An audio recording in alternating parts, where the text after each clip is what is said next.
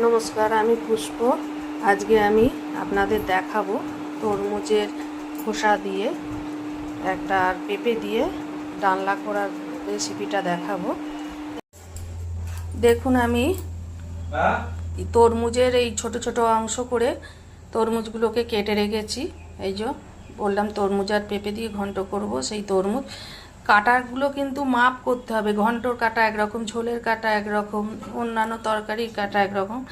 পেঁপে আর তরমুজ মোটামুটি একই মাপের কেটেছি, খুব ছোট ছোট করেই দেখছেন কাটাগুলো। তরমুজের বাইরের অংশটা এই যে আমি কেটে রেখেছি। এবার এটার আমি ঘন্ট তৈরি করব। এটার আমি ঘন্ট বানাবো।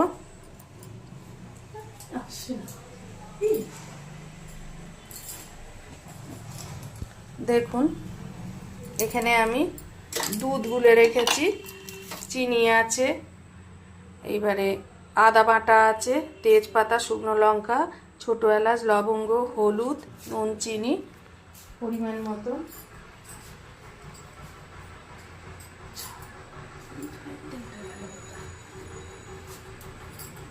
আমি অল্প একটু লবঙ্গ, ছোটো এলাচ, দারচিনি আমি তেলের মধ্যে, তেলটা গরম হলে তেলের মধ্যে ফোড়ন দেবো।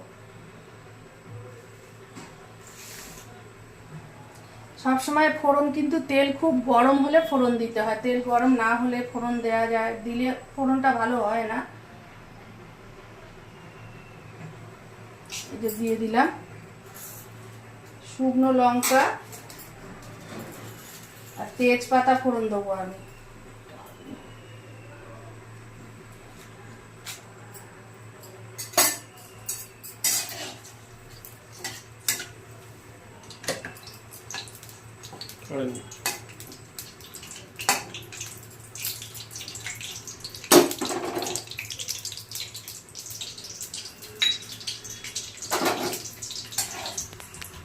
ফোড়নটা ভালো করে হলে যে গোটা জিরে ফোড়ন দেবো আমি। তেজপাতা এই কাঁটাটা আমি ওই ফোড়নটা খুব ভালোভাবে হয়ে গেলে তারপরে ফোড়নের মধ্যে দিয়ে দেবো আমি কড়াইতে।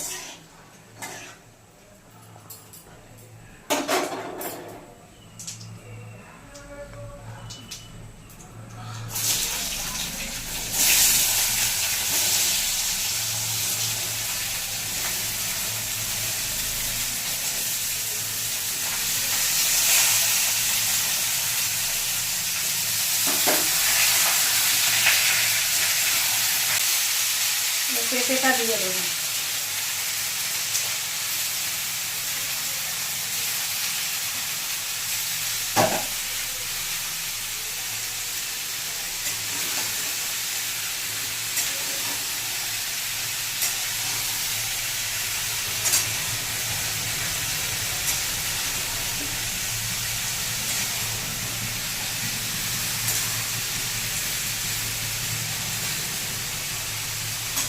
এবারে লবণটা দেবো, দিয়ে আমি একটু ঢাকা দেবো।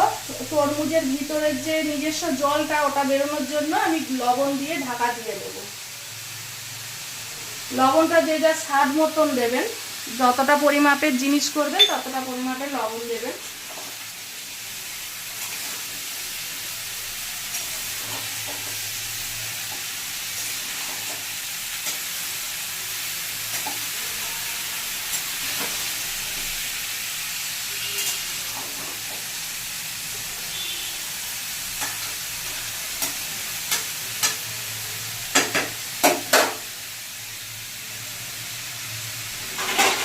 দেখুন, আমি এইবার ঢাকা দিয়ে দেবো।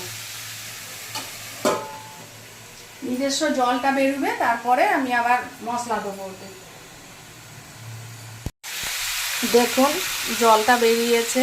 বেরোনোর পরে এটাকে আমি খুব ভালো করে ভাজা ভাজা করে নিচ্ছি।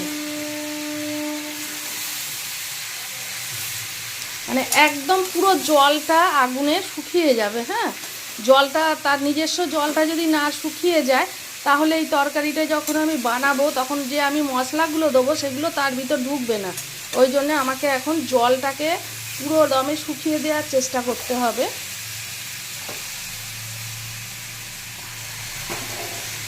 জলটা শুকিয়ে গেলে আমি আস্তে আস্তে একটা একটা মশলা দিয়ে তারপরে ভাজবো জিনিসটাকে।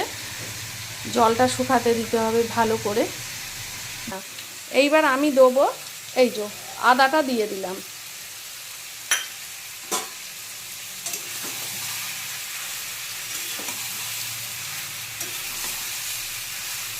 অতি সামান্য আমি কিন্তু হলুদ দেবো।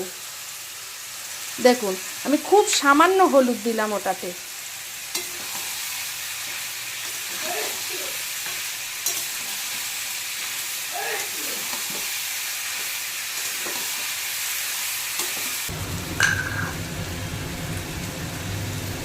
দেখুন জিরে গুঁড়ো দিচ্ছি আমি।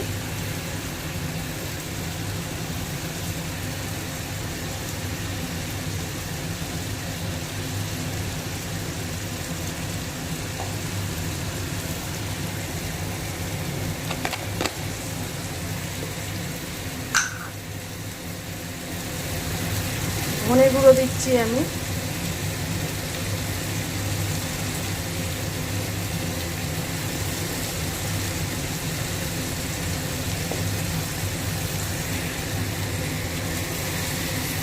আদা দিলাম, দিয়ে একটু ভেজে নিলাম। তারপরে ধনে জিরের গুঁড়ো দিলাম, দিয়ে ভালো করে ভাজছি আমি এটাকে। এখন মোটামুটি হয়ে এসেছে আমার রান্না। আর এই যে আমি এখন একটু দেখছেন বেসন ছড়িয়ে দিচ্ছি এর মধ্যে। এটা কিন্তু চালের গুঁড়ো দেওয়া যায়, গ্রেভি আনার জন্য ময়দা দেওয়া যায়। আমি এখানে বেসন অ্যাড করে দিলাম। এবার আমি এতে দেবো কি মিষ্টি। এটা কিন্তু রুটি দিয়ে খেতে খুবই সুস্বাদু, রুটি দিয়ে খেতে খুবই ভালো লাগে।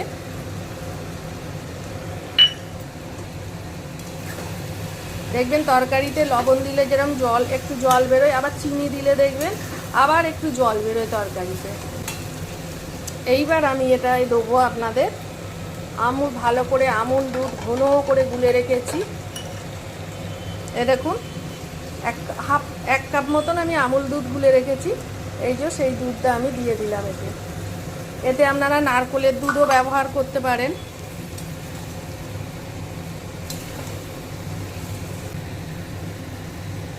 এইবার আমি ঘি দিয়ে দেবো।